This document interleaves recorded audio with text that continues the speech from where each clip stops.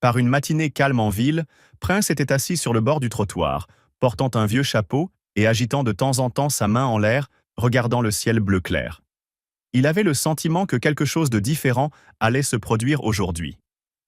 Ses yeux regardèrent vers l'horizon et il sentit quelque chose d'invisible envelopper l'univers autour de lui. « Aujourd'hui, ce sera différent », se murmura-t-il. Soudain, un vélo volant est apparu dans le ciel. Il tournait dans les airs, effectuant de petits mouvements circulaires avant d'atterrir doucement sur le sol devant Prince. Prince était confus au début. Comment un vélo peut-il voler? Était-ce un rêve? Ou est-ce dans un film de science-fiction? Qu'est-ce que c'est? Murmura-t-il avec étonnement. Pendant que Prince essayait de comprendre ce qui se passait, une grosse souris sortit de dessous le vélo. Elle regarda Prince d'un air intelligent, comme si elle l'examinait. Ce n'était pas une souris ordinaire, c'était une chose étrange. Tu penses que je suis un oiseau? Ou suis-je un vélo? Je suis là pour vous guider, dit la souris. Prince secoua la tête. Mais comment?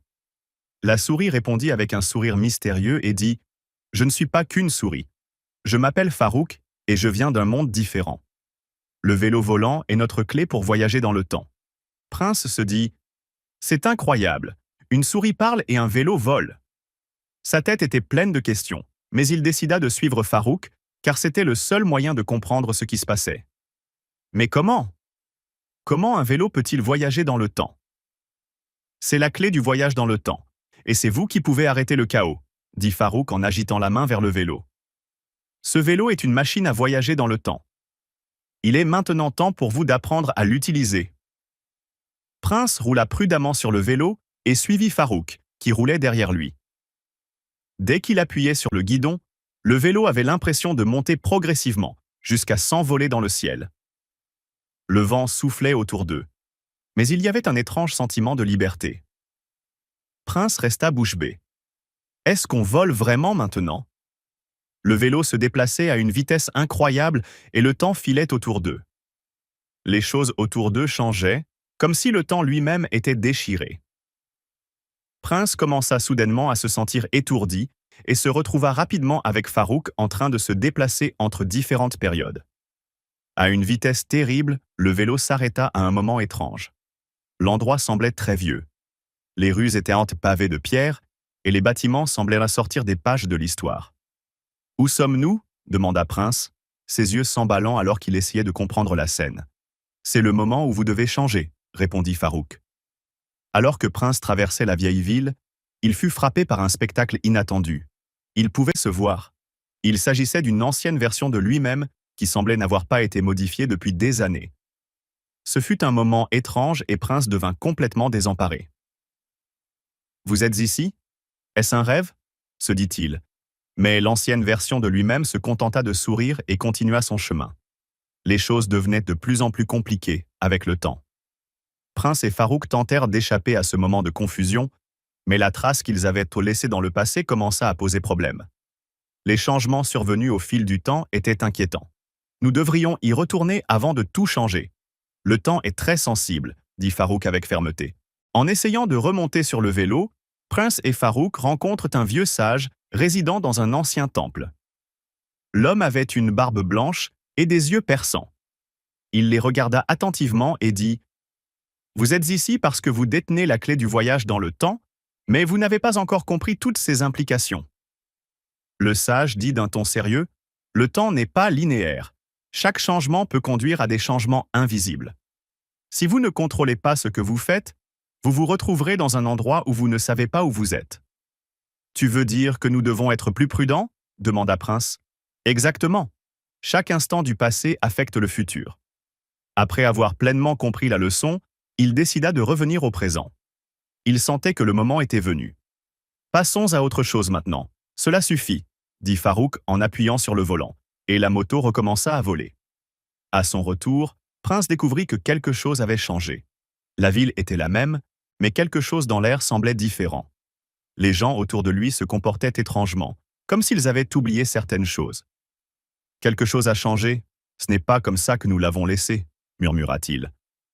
En observant la nouvelle ville dans laquelle il est retourné, Prince commença à se rendre compte qu'il y avait de légers changements dans sa vie. Les gens qu'il connaissait n'étaient plus les mêmes, et il y avait un étrange sentiment qu'il n'était plus dans la même réalité qu'il avait quittée. Est-ce l'effet du voyage dans le temps? Se demanda-t-il. À ce moment-là, Farouk sourit et répondit: Oui, j'ai appris une leçon importante. Le temps n'est pas toujours comme nous le voyons.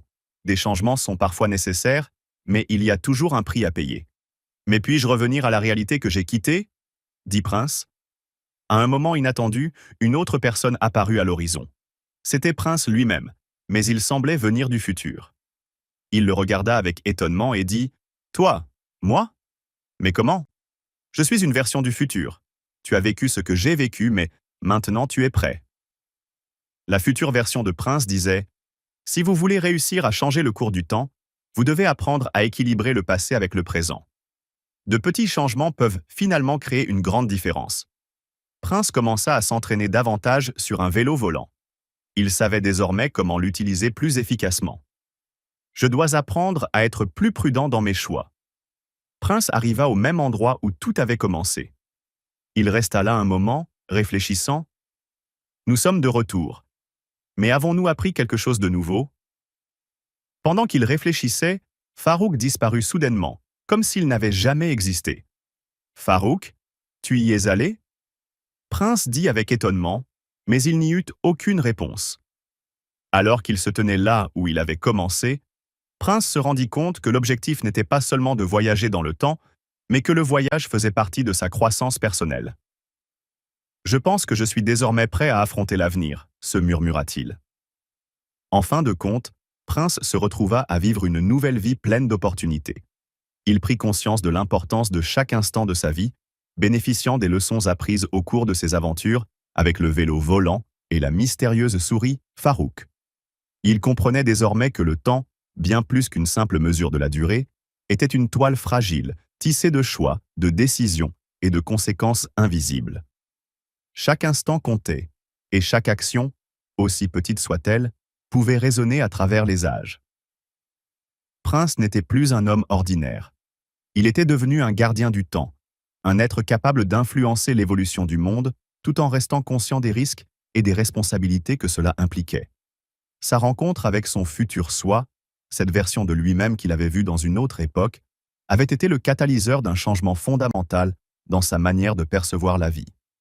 Les aventures à travers le passé et les voyages à travers le temps avaient profondément modifié sa perception de la réalité. Il comprenait maintenant que certaines choses étaient inévitables et que le changement était parfois nécessaire, mais toujours accompagné de sacrifices. Mais il avait également appris qu'il y avait toujours un moyen de revenir sur ses pas, de réparer les erreurs, d'ajuster son parcours, tout en maintenant un équilibre fragile entre les forces du passé et celles du futur.